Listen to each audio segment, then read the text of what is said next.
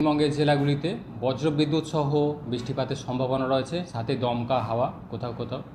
বিশেষ করে আজকের দিনটা কালবৈশাখীরও সম্ভাবনা রয়েছে দক্ষিণবঙ্গের বেশ কিছু জেলাতেই।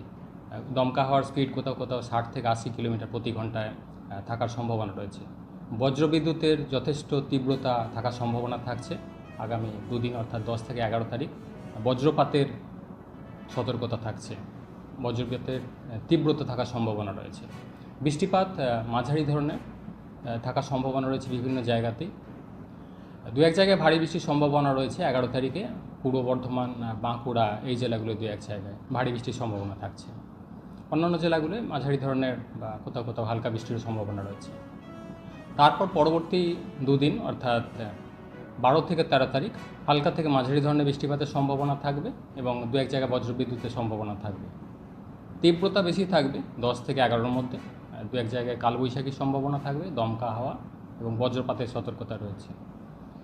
14 তারিখ থেকে পরবর্তী 3 দিন প্রধানত বিক্ষিপ্তভাবে বৃষ্টিপাতের সম্ভাবনা রয়েছে, অর্থাৎ কিছুটা কমবে। কলকাতা পার্শ্ববর্তী অঞ্চলের জন্য আগামী দুদিন, অর্থাৎ 10 থেকে 11 তারিখের মধ্যে বজ্রবিদ্যুৎ সহ বৃষ্টিপাতের সম্ভাবনা রয়েছে, সাথে দমকা হাওয়ার তীব্রতা থাকার সম্ভাবনা থাকছে কলকাতা পার্শ্ববর্তী অঞ্চলের জন্য। তাপমাত্রা আগামী দুদিন খুব বেশি পরিবর্তন নেই, তারপর পরবর্তী 3 দিনে কিছুটা কমবে, সামান্য 2 থেকে 3 ডিগ্রি মতো দিনের তাপমাত্রা কমবে। প্রধানত মেঘলা আকাশই থাকবে বেশিরভাগ পিরিয়ডটাতে।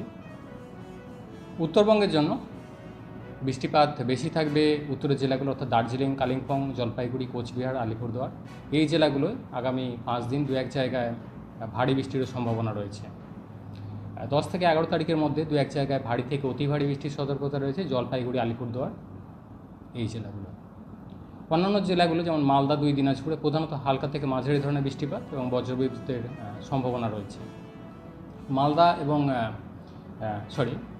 উত্তর দক্ষিণ দিনাজপুর বৃষ্টিপাতের ইন্টেন্সিটি কিছুটা বেশি থাকার সম্ভাবনা রয়েছে 11 তারিখে। দু এক জায়গায় ভারী বৃষ্টির সম্ভাবনা থাকছে উত্তর দক্ষিণ দিনাজপুরেও 11 তারিখ নাগাদ। তাপমাত্রা সামান্য একটু কমবে দিনের তাপমাত্রা উত্তরবঙ্গের জন্য।